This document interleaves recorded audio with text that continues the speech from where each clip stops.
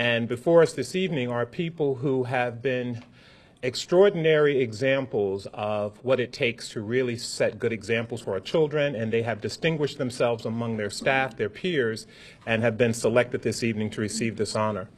I'm delighted because these are the people who will help to enrich the lives of those youngsters who will one day be our leaders and hopefully fill the seats that we occupy this evening.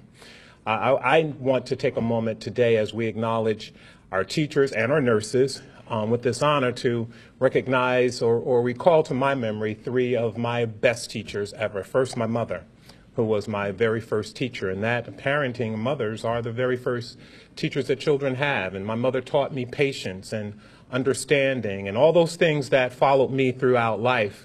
And then I remember my kindergarten teacher, Mrs. Gersten, and how important it was for her to indoctrinate me into formal education. And I remember very vividly what it was like the first day of kindergarten. And I could see my father standing outside the window waiting to get me to see if I got acclimated. And when I play that tape back over in my head today, I literally felt like I was the only kid in that classroom because she made sure that I got comfortable and that I was situated.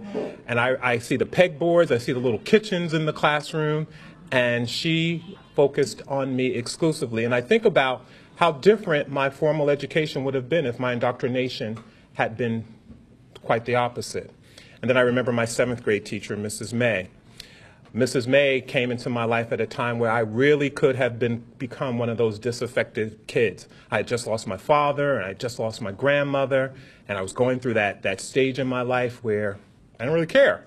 And she saw the best in me when all I could see was the worst. And she inspired me to want to do more, be more. She made me do my best. If I didn't put forth my best effort, to me the worst thing in the world was to be kept after school.